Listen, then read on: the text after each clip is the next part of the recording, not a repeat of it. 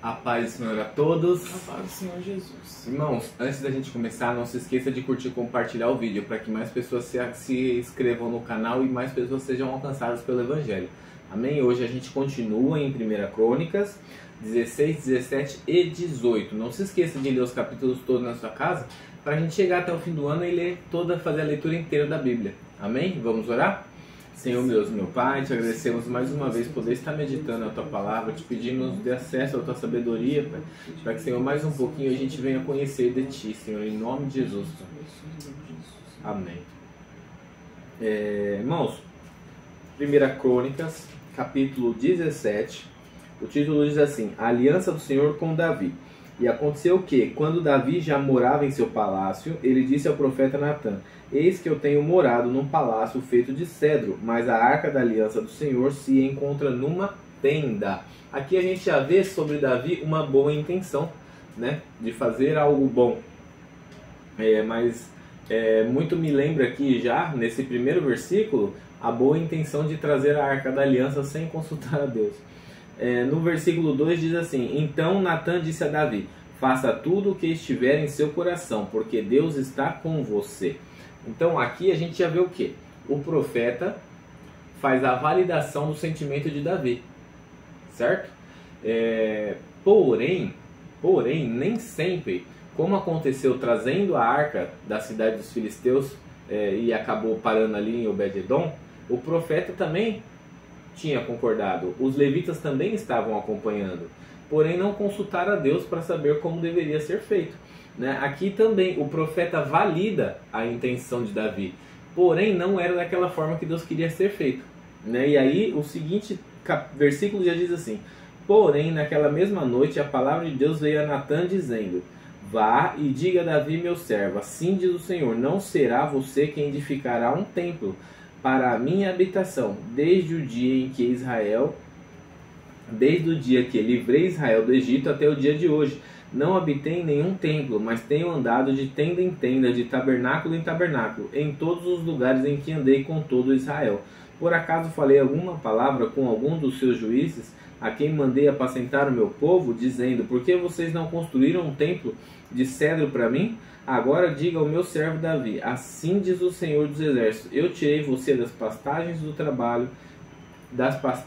do trabalho de andar atrás das ovelhas, para que você fosse príncipe sobre o meu povo de Israel.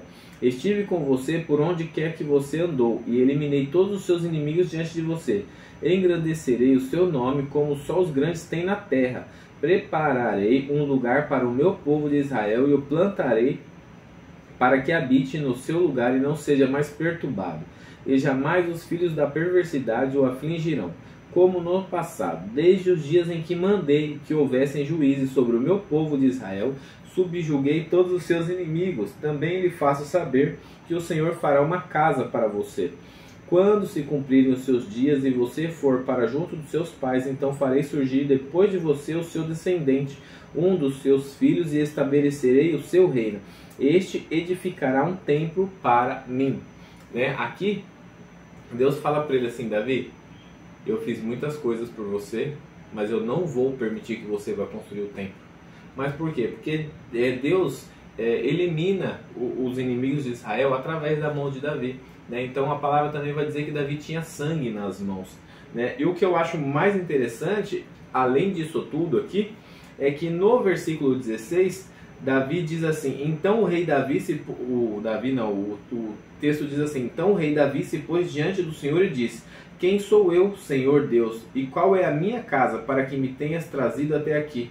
E como se isto fosse pouco aos teus olhos, ó Deus, também falaste a respeito da casa do teu servo para tempos distantes, e me trataste como se eu fosse um homem ilustre, ó Senhor Deus.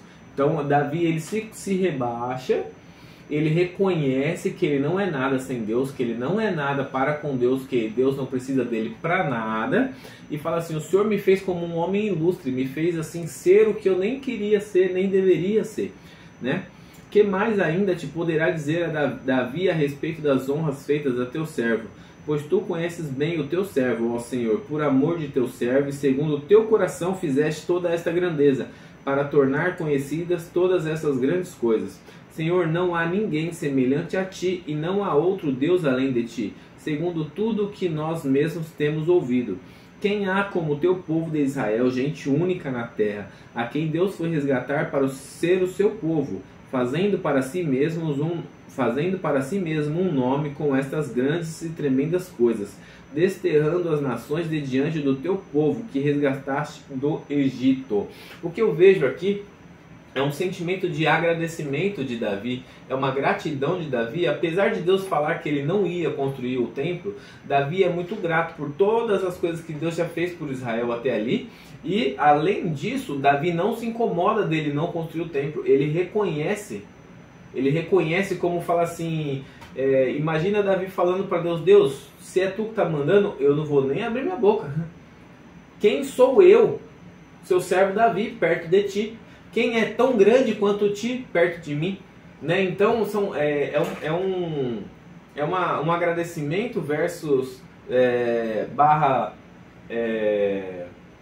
um agradecimento barra entendimento de Davi de que as ordens de Deus não devem ser mudadas, que apesar de Deus permitir ele fazer grandes coisas, ele tem limites, tem pontos que ele pode chegar e tem pontos que não, e ele entende isso aqui, e mesmo assim ele é grato, ele não murmura.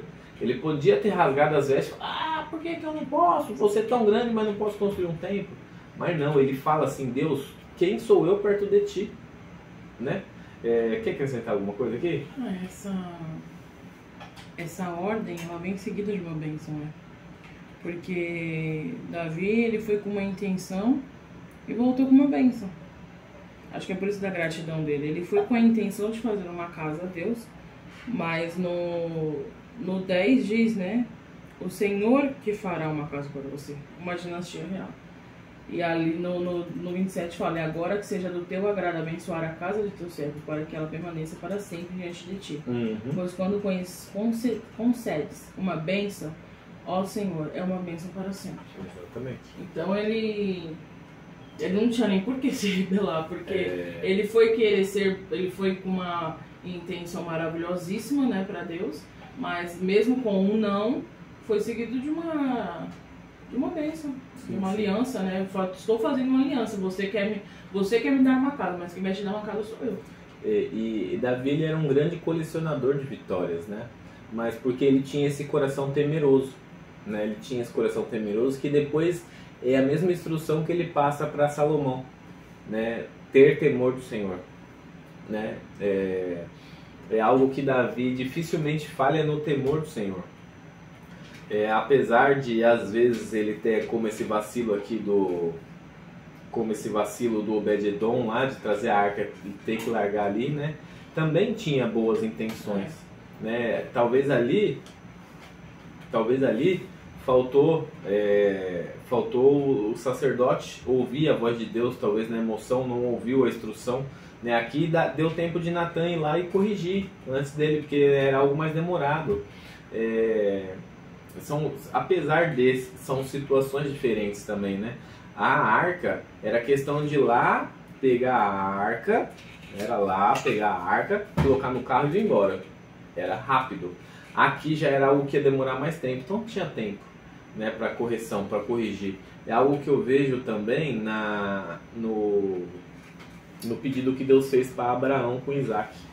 Deus fala para Abraão, eu quero que você sacrifique seu filho para mim, mas eu vou te mostrar o monte que vai ser. Tipo, não vai ser agora. Porque Deus não queria Abraão agindo na emoção. Abraão podia levantar o machadinho e em Isaac ali mesmo. Ele vai falou, não, você vai num monte que dá 3 dias de caminhada. Nesses 3 dias, Abraão podia ter virado para a direita ou para a esquerda, como Jonas fez. Jonas falou, não vou para Nínive, eu quero sair fora, não vai dar certo esse negócio. Ele não quis seguir a instrução. E Abraão, ele aceitou a instrução e ele foi.